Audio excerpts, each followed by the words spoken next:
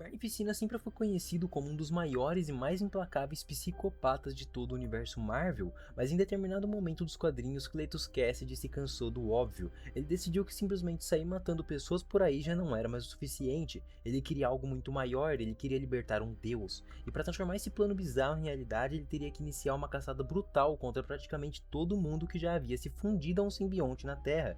Se você curte essas histórias insanas e cheias de reviravolta dos quadrinhos, já deixa o seu like e se inscreve aqui no canal, porque hoje eu vou contar a saga Carnificina Absoluta, e eu te garanto que essa história fica cada vez mais absurda. Tudo começou quando Carnificina, de alguma forma, conseguiu voltar dos mortos. Após a sua última morte, o corpo de Cletus Kasady foi recuperado pela Igreja da Nova Escuridão. Esse grupo era um culto fanático e sombrio que adorava Nu, o deus dos simbiontes. Para trazer o psicopata de volta à vida, eles utilizaram um fragmento de um simbionte ancestral chamado Grendel.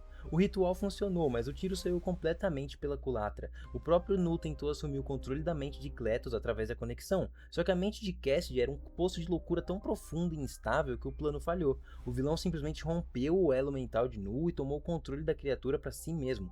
Foi exatamente nesse momento de conexão com a mente coletiva que o Carnificina descobriu um segredo que mudaria o destino do universo para sempre. Ele descobriu que qualquer pessoa que já tivesse se unido a um simbionte em algum momento da vida, mesmo que por poucos minutos, carregava um vestígio genético permanente dessa ligação na base da coluna. Na linguagem dos quadrinhos, esse fragmento é chamado de códex. O Cletus percebeu a matemática da coisa, que se ele conseguisse arrancar e reunir códex suficientes de antigos hospedeiros, ele conseguiria sobrecarregar a mente coletiva dos simbiontes, e essa sobrecarga seria forte o bastante para poder quebrar as correntes cósmicas e libertar o Nu da sua prisão espacial. A partir dali, meus amigos, começou uma verdadeira temporada de caça, porque durante meses o Carnificina viajou pelo mundo todo perseguindo antigos hospedeiros, e ele não tinha limite nenhum, atacava herói e vilão e até destroçava cadáveres de quem já tinha morrido para poder extrair esse tal códex diretamente da sua espinha dorsal. Para poder piorar a situação, ele começou a infectar a população civil, criando um exército de pessoas controladas pela sua própria mente para poder espalhar o terror por onde passava. Quando Ed Brock finalmente percebeu o tamanho do rastro de sangue, ele entendeu que aquilo não era só mais uma matança aleatória do Carnificina, mas sim um ritual em escala global.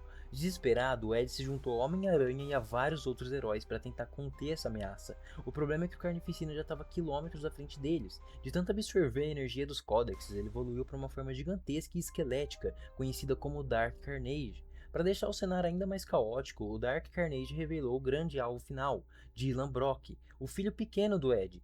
Dylan ainda era só uma criança inocente, mas ele guardava um segredo biológico misterioso na sua espinha que tornava o seu códex a peça final que faltava para o plano do vilão.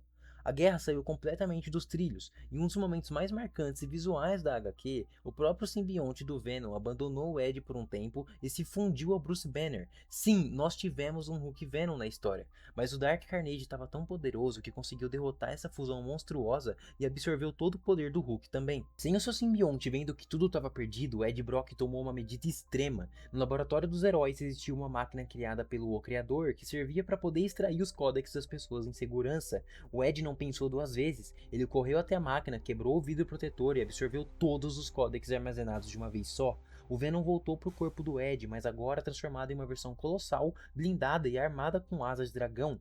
Ele estava finalmente pronto para poder encarar o Dark Carnage de igual para igual, só que o Cletus Kasady já tinha pensado numa armadilha perfeita para o confronto final. No clímax da batalha, o Carnificina consegue imobilizar o pequeno Dylan e coloca o Ed diante de uma escolha cruel e impossível. Se o Ed recuasse, o Carnificina mataria o Dylan ali mesmo e absorveria o seu códex, assim libertando Nu. Mas se o Ed atacasse e matasse o Carnificina, o Venom automaticamente absorveria o códex final do vilão, e a soma de todos aqueles códexes no corpo do Ed seria a faísca exata que Nu precisava para poder despertar. O Carnificina jogou para ganhar ou ganhar. Como um verdadeiro nihilista, ele não queria governar o deus dos simbiontes, ele só queria ver o universo queimar. E o Ed fez a sua escolha. Para poder salvar a vida do próprio filho, ele escolheu o sacrifício do mundo. O Ed moldou uma espada de simbiose pura e partiu o Dark Carnage ao meio. Cletus Kasady morreu sorrindo, porque o plano dele tinha funcionado perfeitamente. No exato instante que o Carnificina caiu sem vida, a mente coletiva explodiu, e muito longe da Terra, no planeta Clintar, que na verdade não era um planeta de verdade, mas sim uma prisão esférica feita de bilhões de simbiontes unidos, começou a se despedaçar inteirinha. Nu, o deus da escuridão, finalmente despertou do seu sono milenar. Ele convocou um exército de dragões simbiontes e iniciou sua marcha de destruição pelo espaço.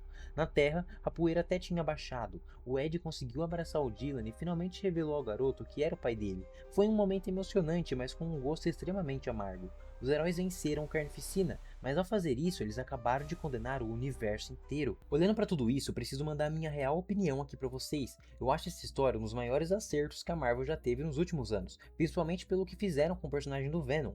Tanto Carnificina Absoluta quanto a sequência King in Black conseguem expandir toda a mitologia e a história dos simbiontes de um jeito que a gente nunca tinha visto antes. Eles transformaram criaturas que eram apenas uniformes alienígenas em uma parte viva, ancestral e cósmica do universo Marvel.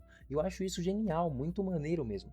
Fora que a arte visual desse quadrinho é um espetáculo à parte, as páginas dessa HQ são simplesmente lindas, com traços pesados e cores que dão toda aquela atmosfera sufocante. A história inteira carrega um tom apocalíptico sombrio e urgente, que deixa tudo muito mais legal e com aquela sensação de que um evento verdadeiramente épico está acontecendo. Você realmente sente que o mundo está prestes a acabar a cada página que você vira. E enquanto todo mundo na Terra estava respirando aliviado, achando que o pesadelo do Carnificina já tinha acabado, a maior força de destruição que a Marvel já viu estava voando em velocidade máxima em direção ao nosso planeta, e esse é o gancho perfeito para a próxima mega saga dos quadrinhos, King in Black. Se você quer ver a continuação dessa história por aqui, com o Knu chegando na Terra e simplesmente passando o trator por cima dos Vingadores, deixa a sua opinião aqui nos comentários. Eu quero saber o que você achou desse plano do Carnificina. E já se prepara, porque o que esse deus dos simbiontes faz logo no primeiro capítulo da próxima saga é simplesmente absurdo.